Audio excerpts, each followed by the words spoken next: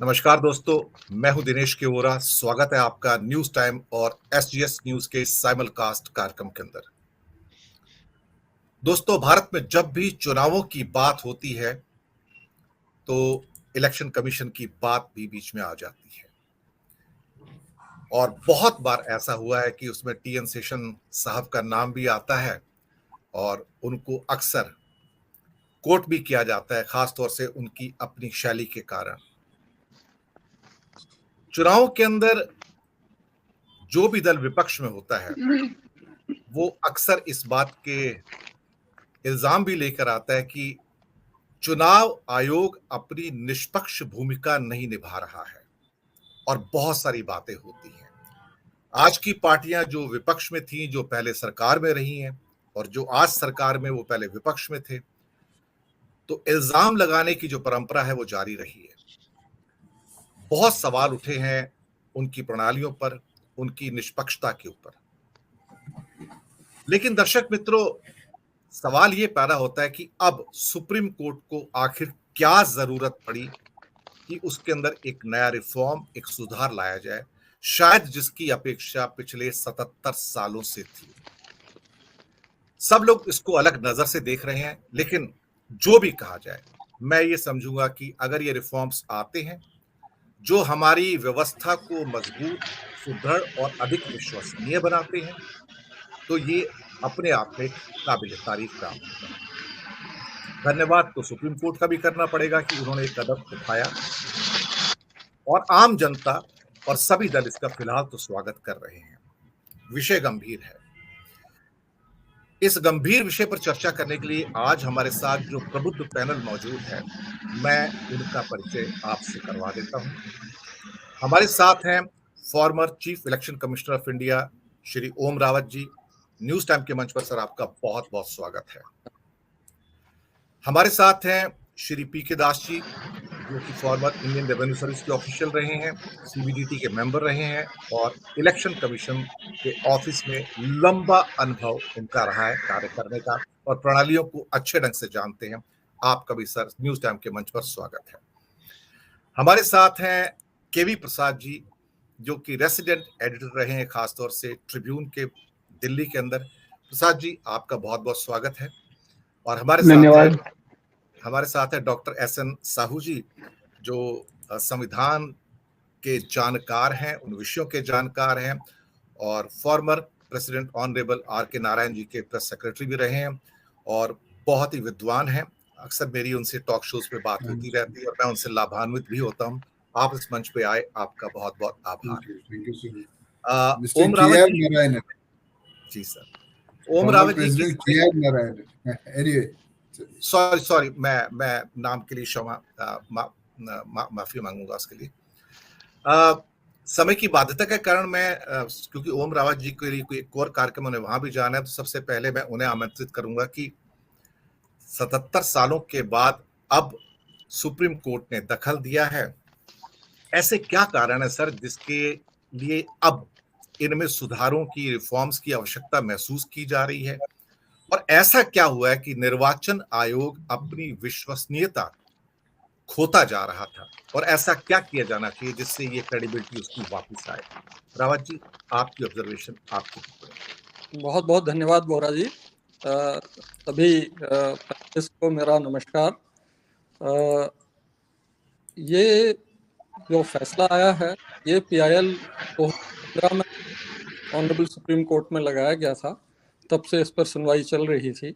सुनवाई के दौरान 2017 में एक ऑब्जर्वेशन भी ऑनरेबल सुप्रीम कोर्ट का आया था कि यद्यपि कि 324 आर्टिकल 324(2) के अनुसार पार्लियामेंट ने कोई कानून नहीं बनाया है CAC और EC की नियुक्तियों के संबंध में, लेकिन संतोषप्रद है कि अभी तक जो भी नियुक्तियां हुई हैं उन सभी CACs और ECs ने समय पर free, fair, credible election deliver किए हैं।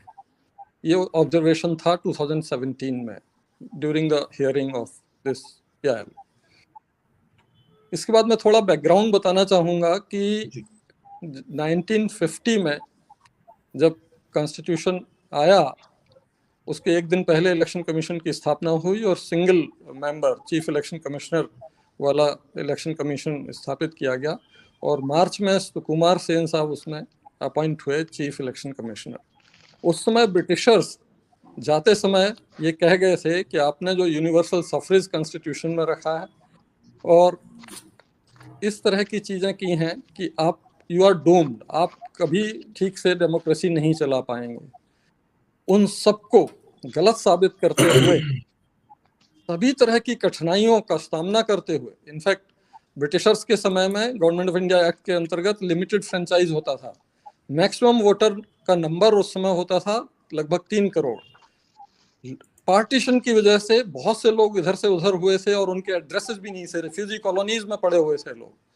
इन सब कुव्यवस्थाओं के बावजूद भी तत्कालीन सिंगल मेंबर बॉडी ने, कम्युनिकेशन भी नहीं था, ना मोबाइल ना व्हाट्सएप, कुछ भी नहीं था, चिट्ठी से ही कम्युनिकेशन होता था। इन सब चीजों के होते हुए भी उन्होंने 17 करोड़ से अधिक लोगों को एनरोल किया, इलेक्शन समय पर घोषित किए गए और पूरी तरह से विश्वसनीय तरीके से डिलीवर भी किए गए। तो इससे हमें मालूम होता है कि इलेक्शन कमीशन का जो खाका हमारे संविधान निर्माताओं ने तैयार किया था वो वाकई अपने जो टेस्ट, पहले टेस्ट में ही काफी हद तक सफल हुआ था। इनफैक्ट उस समय लिटरेसी का लेवल इतना लो था, लगभग 12%, कि लोग बैलेट पेपर पढ़ नहीं सकते थे, लोग निशान नहीं लगा सकते थे। तो इलेक्शन कमीशन को मल्टीपल बैलेट बॉक्सेस हर पोलिंग स्टेशन पर रखने पड़े, हर कैंडिडेट के लिए एक बैलेट बॉक्स।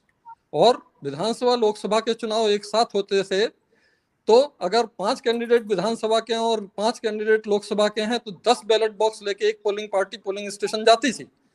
इस तरह से चुनाव हुआ, 52 में खत्म हुआ, फिर दूसरा 57 तक भी चूंकि लिटरेसी का लेवल नहीं बढ़ा, उस समय भी मल्टीपल बैलेट बॉक्स से हुआ। बैलेट पेपर शुरू हुआ 62 इलेक्शन से। इन सब कठिनाई को देखते हुए भी इलेक्शन कमीशन ने जो डिलीवरी दी है इलेक्शंस के बारे में वो वाकई कमेंडेबल रही है।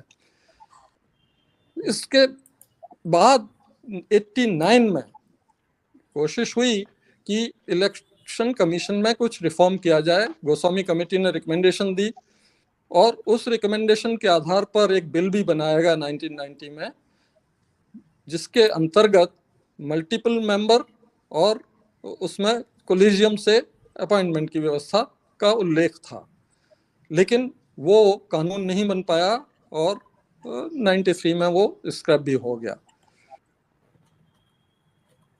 फिर से मल्टीपल मेंबर बनाने की कोशिश की गई और 93 में 3 मेंबर इलेक्शन कमीशन बनाया गया। उसके बाद से 3 मेंबर इलेक्शन कमीशन ही चल रहा है। अभी जो माननीय सुप्रीम कोर्ट ने फैसला दिया है उसमें सभी जगह से उसका स्वागत हो रहा है कि इससे ऐतिहासिक चीज होगी, इससे काफी इम्प्रूवमेंट होगा, इलेक्शन कमीशन की इमेज अच्छी होगी, अच्छे लोग होंगे। मुझे भी लगता है कि कुछ परिवर्तन होने से अच्छा होगा। और दूसरे जो आपने बात रखी है कि संविधान में प्रावधान होने के बाद भी पार्लियामेंट ने पिछले 73 ईयर्स से कानून इस संबंध में नहीं बनाया है, क्योंकि 324(2) ये प्रिस्क्राइब करता है कि जब तक पार्लियामेंट कानून नहीं बनाएगा तब तक प्रेसिडेंट अपॉइंट करते रहेंगे। तो इस चीज की जरूरत तो है, क्योंकि संविधान निर्माताओं ने ही उसमें प्रावधान कर दिया था कि पार्लियामेंट कानून बनाए। अब सुप्रीम कोर्ट ने इस देरी को डेडलाइन लगा दी है कि या तो आप सुप्रीम कोर्ट के पैनल के थ्रू सिलेक्शन और अपॉइंटमेंट करिए या फिर आप कानून बना लीजिए। कानून जैसा भी आप बनाएंगे, जिस तरह से भी बनाएंगे वैसे इलेक्शन कमिश्नर्स का अपॉइंटमेंट होने लगेगा। तो इतना ही फर्क पड़ा है और मुझे लगता है कि अब सरकार के लिए इन 2 विकल्पों में से एक विकल्प को चुनना आवश्यक हो गया है। या तो इस पैनल के जरिए करते रहें या जो कानून बनाना चाहें उससे करें। सर एक सवाल तो उठता है इसके अंदर कि इनकी क्रेडिबिलिटी पर तो सवाल उठ रहे हैं, और सिर्फ बात मीडिया की नहीं है, दलों की नहीं है, आम इंसान भी सोचता है कि शायद इलेक्शन कमीशन अपनी उस भूमिका का निर्वाह नहीं कर पा रहा है जिससे उसकी अपेक्षा है। और ये बात एक जगह नहीं, उनके कई जगह जो वायलेशंस भी होते हैं उनको नजरअंदाज भी किया जाता है और कहीं ना कहीं सत्तारूढ़ पक्ष के द्वारा बहुत सारी चीजें ऐसी की जा रही हैं जिसको इलेक्शन कमिश्नर नजरअंदाज भी करते हैं। ये इल्जाम काफी हद तक सही भी है सर। जी। एक्चुअली सब्जेक्टिव इम्प्रेशंस तो हर समय किसी भी तरफ हो सकते हैं। इसके लिए थोड़ा रूट कॉज देखना होगा कि पॉलिटिकल कन्फ्लिक्ट का रेजोल्यूशन के क्या तरीके थे। पॉलिटिकल कन्फ्लिक्ट का रेजोल्यूशन पहले वॉर्स और बैटल से होता था, या फिर बेटा बाप को जेल में डाल के या मर्डर करके उसका ताजो तख्त पाता था। उन चीजों को रिप्लेस करके पॉलिटिकल कन्फ्लिक्ट का रेजोल्यूशन करने का डेमोक्रेटिक तरीका इलेक्शन ने दिया है। तो कहाँ इतना वायोलेंट और कहाँ इलेक्शन जैसा पीसफुल। उसके बाद भी अगर हम ये चाहें कि कोई उंगली भी ना उठाए और बात भी ना करे, तो मुझे लगता है ये 100% मार्क्स प्राप्त करने जैसी कंडीशन होगी, जबकि हमारे देश में भी 33% पासिंग मार्क्स है। तो इसलिए छोटी मोटी नुक्ताचुनी होती रहनी चाहिए, ये डेमोक्रेसी की हेल्थ के लिए अच्छी है। अगर सब चुप रहेंगे, कुछ भी नहीं कहेंगे, तो मुझे लगता है कि वो हेल्दी डेमोक्रेसी नहीं होगी। इसलिए बातचीत होती रहती है, सब लोग आलोचना भी करते हैं, सब कहते हैं कि साहब इस मॉडल कोड ऑफ कंडक्ट की शिकायत पर कड़ी कार्रवाई हुई, उस पर नहीं हुई। लेकिन जब इलेक्शन का मैंडेट रिजल्ट आ जाता है, तब सारे स्टेक होल्डर्स इस रिजल्ट को शिरोधार्य करते हैं। ब्लडलेस ट्रांसफर ऑफ पावर हमारे देश में हो जाता है हर बार। और ना सबसे डेवलप्ड डेमोक्रेसी यूएस 6 जनवरी 2021 जैसा स्टॉर्मिंग ऑफ कैपिटल होता है, ना अभी हाल ही में ब्राजील में हुए राष्ट्रपति चुनाव में प्रदर्शन होते हैं। इस तरह की चीजें हमारे यहाँ अभी तक अनहर्ड ऑफ हैं। इससे साफ जाहिर है कि हाँ ठीक है, कुछ ना कुछ गलती कहीं ना कहीं डिफरेंट एक्टर्स के द्वारा हो सकती है, क्योंकि इलेक्शन में करीब 1.5 करोड़ लोग लगते हैं काम करने वाले, और वो सब इलेक्शन कमीशन होते हैं। हर व्यक्ति का चरित्र, हर व्यक्ति की प्रेशर सहने की क्षमता अलग होती है, तो कहीं कुछ गलती हो सकती है, कहीं कुछ हो सकता है। तो इन चीजों पे आलोचना होनी चाहिए, इनमें सुधार की जरूरत रहती है, तो उन सुधार को करते रहना चाहिए। और हमारे राजनेता बहुत इनोवेटिव हैं, तरह तरह की चुनौतियां वो हर चुनाव में आपके सामने प्रस्तुत करते रहते हैं। उन चुनौतियों से निपटने के लिए इलेक्शन रिफॉर्म्स बहुत जरूरी हैं, और हमेशा हमें या पूरे सिविल सोसाइटी को ध्यान में रखना चाहिए और उनके लिए हमें काम करते रहना चाहिए। इलेक्शन कमीशन ने बहुत से चुनाव सुधार के प्रस्ताव शासन को भेजे हैं, उनमें से बहुत से शासन ने और पार्लियामेंट ने कानून बना के अप्रूव भी किए हैं, जिनसे काफी इम्प्रूवमेंट हुआ है। बाकी और कुछ पेंडिंग भी हैं जिनकी तरफ सुप्रीम कोर्ट ने भी इंगित किया है। हो सकता है उन पर भी आप तवज्जो आए और उनमें भी सुधार हो। जी, बहुत बहुत आभार आपका सर।